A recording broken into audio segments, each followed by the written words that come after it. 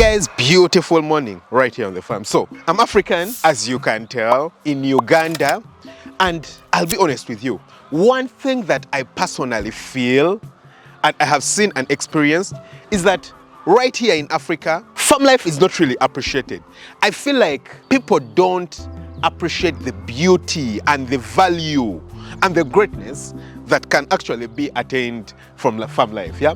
Now, I personally have watched a lot of YouTube videos and talked to a few farmers that are outside Africa. So whether it be farmers in like North America, farmers in Europe, and the one thing that you'll clearly see with farmers from those places is that they appreciate farm life. What that means is that they enjoy it. It's part of their culture. It's part of their beauty. If someone is a farmer, they'll tell you, they are a fourth generation of farmer. They're a second, third, fifth generation of farmer. Over here in Africa, of course, we've had our bad experiences with history, but it's difficult for someone to say that, they are a second generation or a third generation farmer.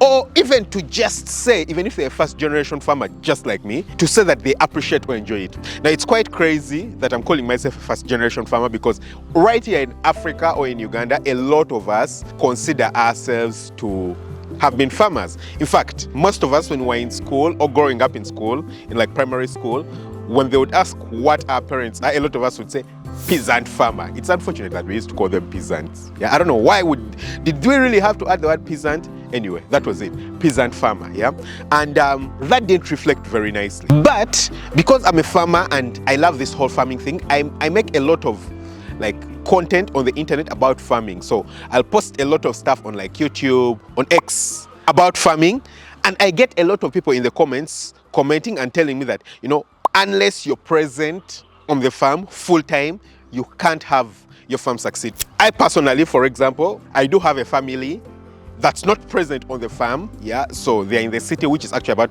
200 and something kilometers away from here. But every holiday, I actually do bring the kids and they spend the time on the farm. We are here living on the farm, just enjoying everything on the farm. That's number one.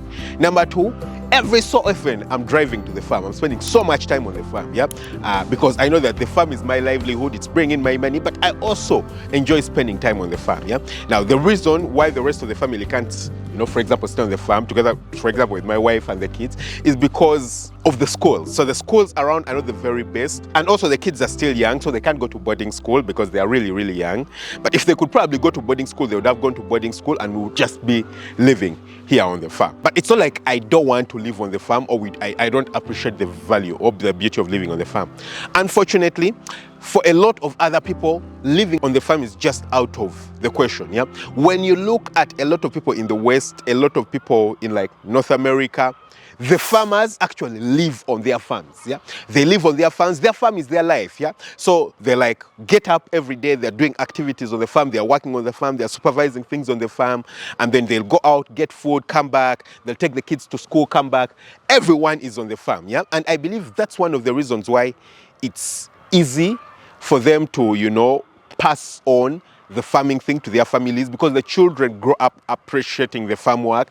They grow up actually seeing what their parents are doing and they actually get to love it. They're actually involved and, they make sense of the whole thing. And like for us here in Africa, unfortunately, a lot of us, I think because we've grown up in such a way whereby our parents were farmers, but not like great farmers. I would say a lot of them were like experimental farmers, so just trying to make a little bit of money coming from their farms. But a lot of them also made losses from the farms.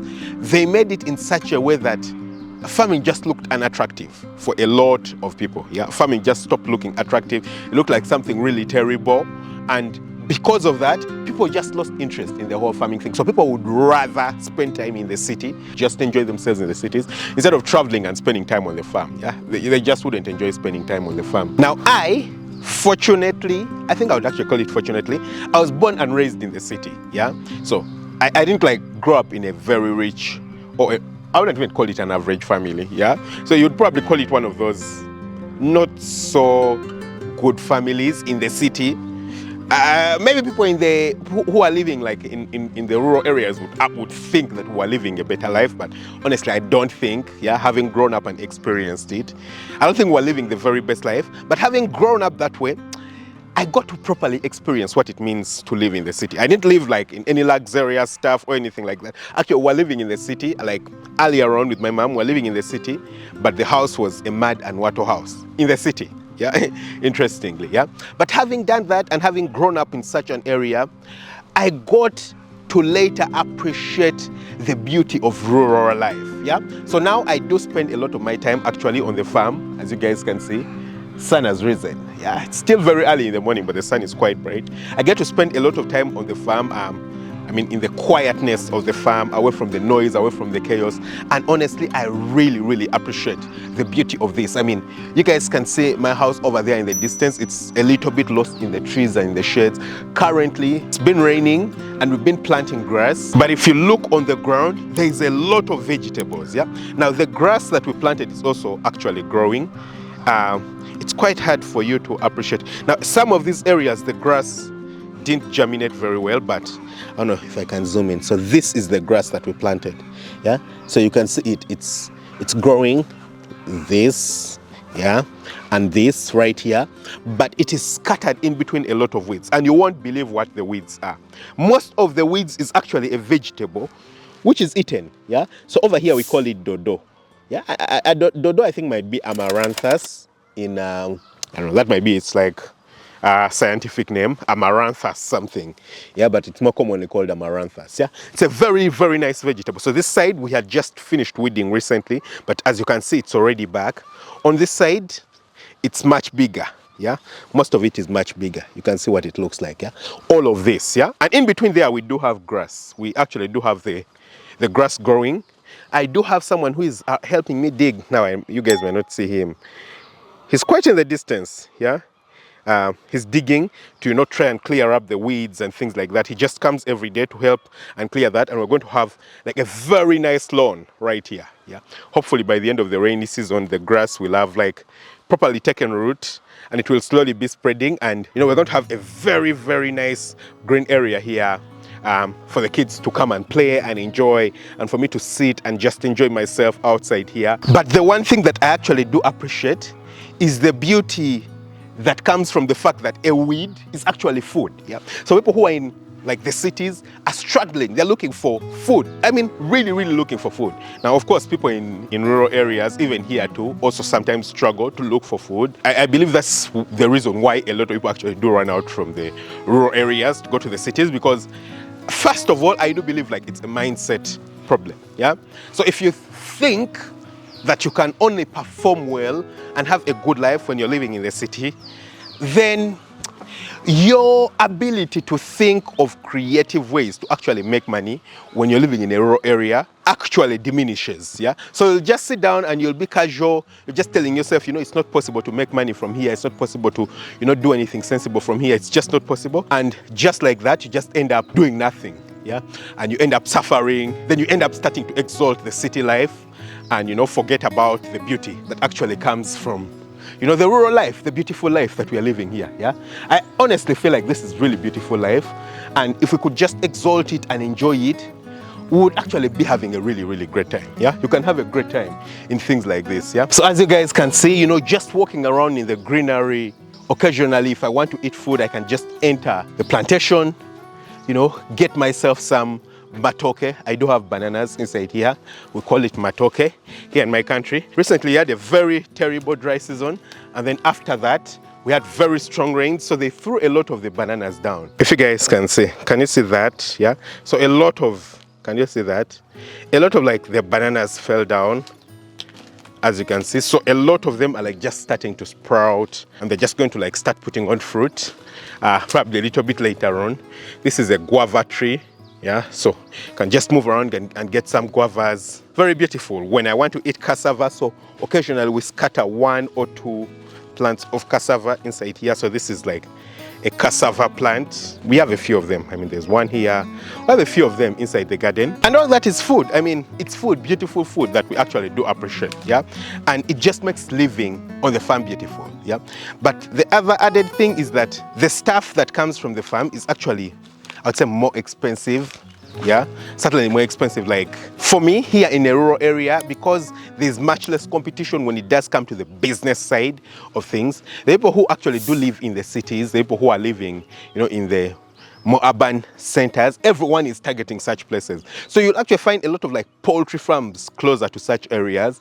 And because of that, in the further away places become a bit neglected. And what that leads to is that there's scarcity of whatever it is. So for me, for example, it's eggs. There's a bit of scarcity of eggs in the rural areas, and what that means is that it's easier for me to capture the market and actually build a business that does thrive and brings in a lot of money. Yeah, so that's the other beauty of actually being here. Yeah, so I'm actually able to make significantly much higher money living in the rural areas compared to living in the city. Yeah, significantly higher money. Why? Because a lot of people just think that it's a terrible thing. They abandon it, they don't try it out, and they just end up losing money. Yeah, so I wish we people in Africa would actually appreciate the farm life and the beauty of the farm life that comes from living in Africa, from living in places like this. It would be really, really great, yeah, if we could just appreciate it, enjoy it, start doing more and more stuff in Africa, and enjoying the beauty life. Get up, live on the farm. You don't need to spend time away from the farm.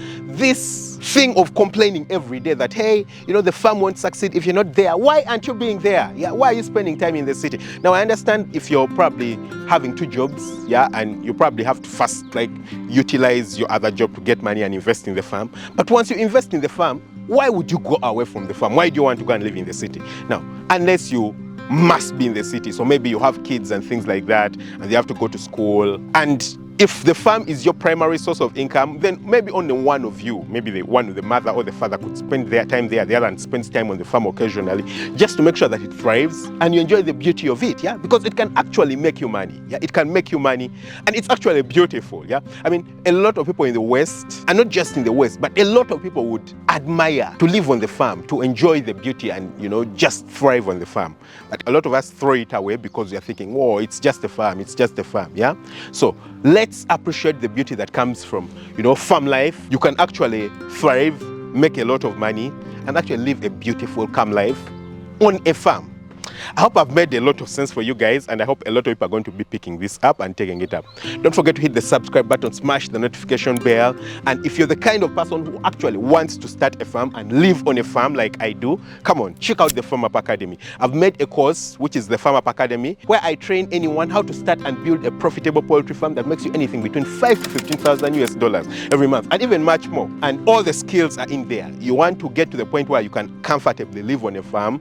With $10,000 a month, you can comfortably live on a farm. Even $5,000 a month, you can comfortably live on a farm without having to stress anything. And it's beauty, it's enjoyable. Lots of love. Catch you very soon with another video. Bye-bye.